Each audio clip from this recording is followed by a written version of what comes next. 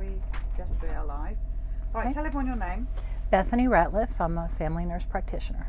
Okay, and you want to go back a few years and talk about. Well, you just go ahead. And Go tell back us to Yeah. when I did pediatrics, 1995 to 2001, and I saw a lot of kids there with meningitis encephalitis, and the comment to me and subdermal hematomas intussusception was often, the comment was, I was just at the well child visit or had a vaccine.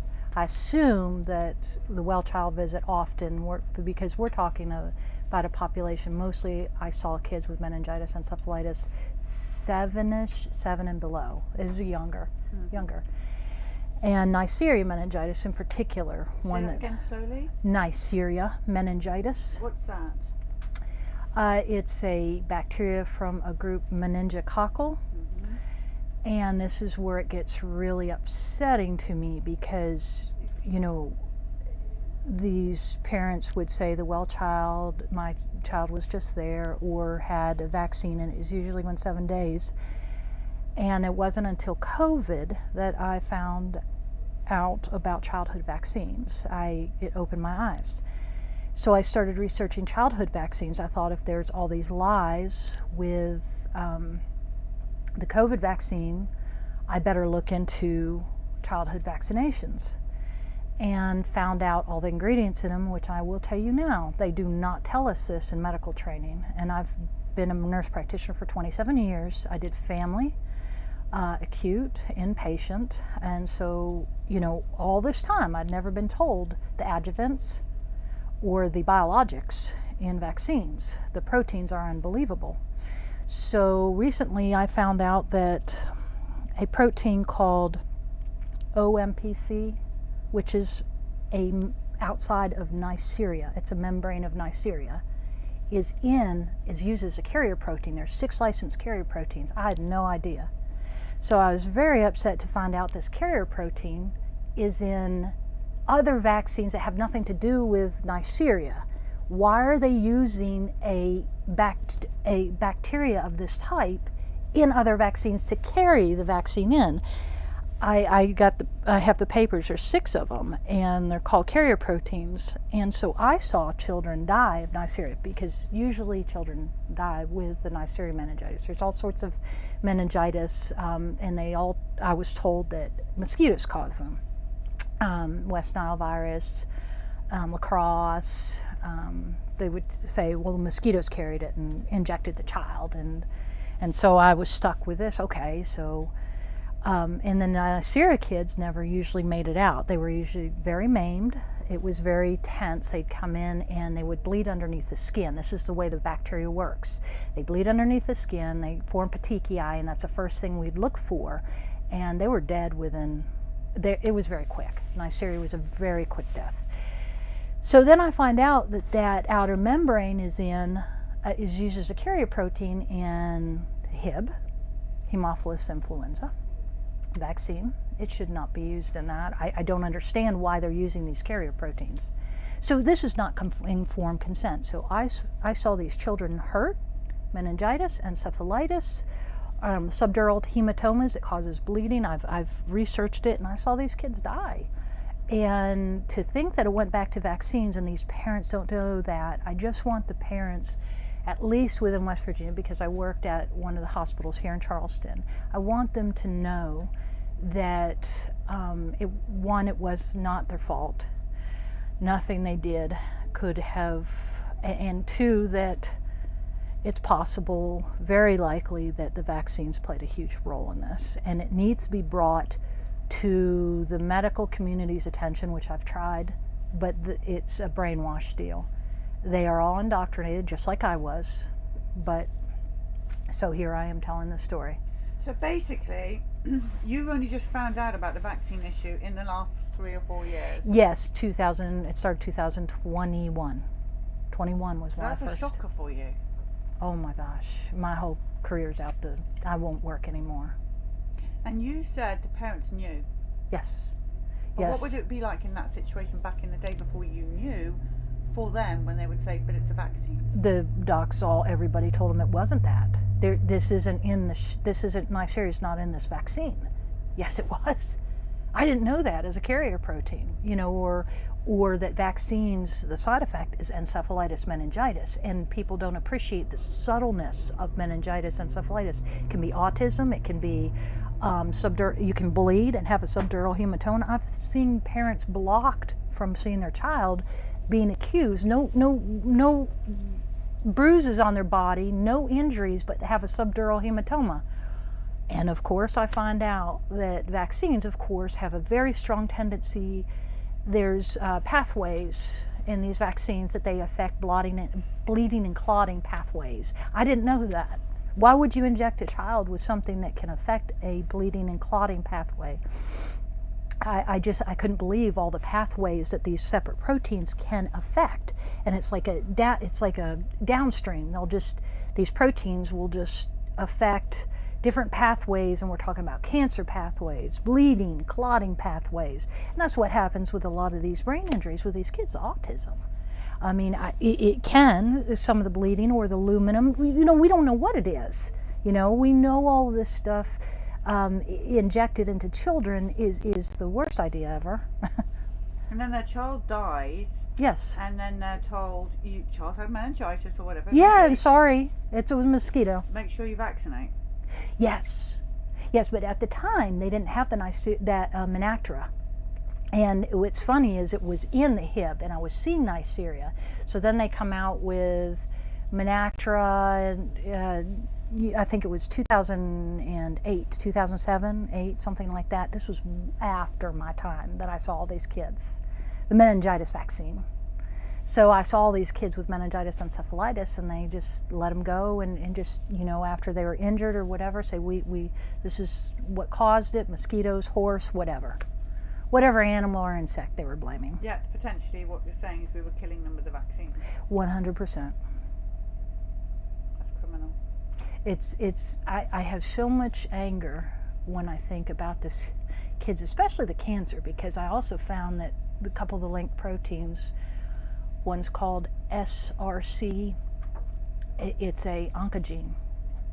So these and some of these it's fusion proteins. When they make these vaccines, they put all these carrier and fusion proteins so they can go in our body and fusion sites. One of the sites they fuse is glial cells, neurons. Well, I saw a lot of kids with glioblastoma, brain tumors. Kids don't, and they tell them it's just genetics. Then recently they just came out and said there are no bad genetics. Suzanne Humphreys, she does a great lecture about there are no, and they say it's not our genes. We're not born with bad genes. It's the way they're expressed. And this was also new to me. They always blame the genes. Oh, it's your genetics. Oh, you're born with it. Oh, your mother had it. You inherited it. Well, come to find out, it's the expression of the gene that determines disease. And these proteins affect the way genes express. They directly interact with them. And they have no studies on them. So I'm looking at these kids who are filled with proteins that can cause cancer, and I've looked at this. I've looked at the link. The medical community really needs to take a deep, long look at carrier proteins of one of the things between the adjuvants and the biologics in it. I never knew any of this, and I will no longer prescribe or advocate for anybody to ever get a vaccination, especially children. Never. It's been a very, very, very, very, very sad to hear these stories, to hear the last guy tell his story, which I've heard those stories over and over again about COVID. I had COVID. I was like, they tried to put me on a ventilator, and I had enough guts in me to say, don't get that near me. So I've seen this all firsthand. I worked in a hospital. And this is just, I don't know how to wake them up. I don't know how to wake the medical community up. And to think that I did this, to think that the CDC and the NIH gave me these guidelines and told me to put these shots in the baby in the first day of life. Hepatitis B, I didn't see children die of hepatitis B or chickenpox, and all of a sudden they're on the schedule. Why?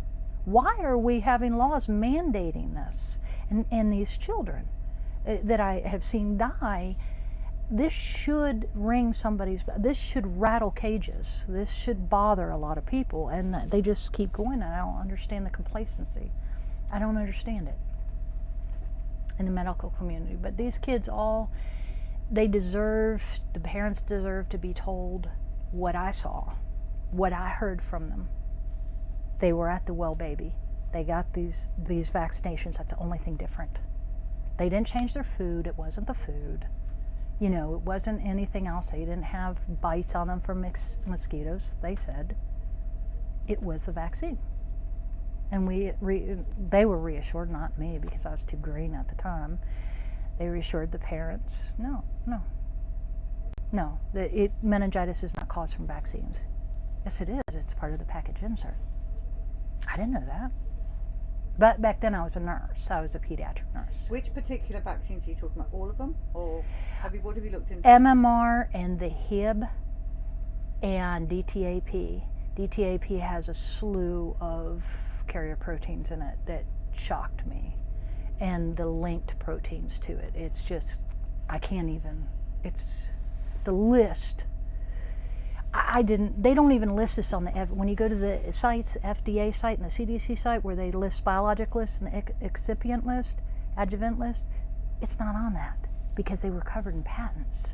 The patents are what protected them. These carrier proteins, a person that did patent research gave this to me. I wouldn't know how to do this. Doctors don't know how to do this. I wouldn't know how to do this. So then you go back and you follow patents and you realize they use these, and then they admit it. Then you look in the literature and they admit they use carrier proteins. And I'm just like, why are they putting all this extra in their military grade? This kind of stuff isn't made, and you can't handle this stuff in a drug factory. This is something that the military has to handle because they're pathogens. They're biohazards. So the military, they're helping make this. They're giving the material transfers. I've seen material transfer lists, and they're horrid, to the vaccine companies. And I was like, what are they really putting in here? I don't know what they're putting in here. So I have all these parents telling me that their children has become horribly ill, brain inflammation, after vaccination or within the well baby a week, sometime within anywhere from 24 hours to a week within the well baby visit or vaccinations.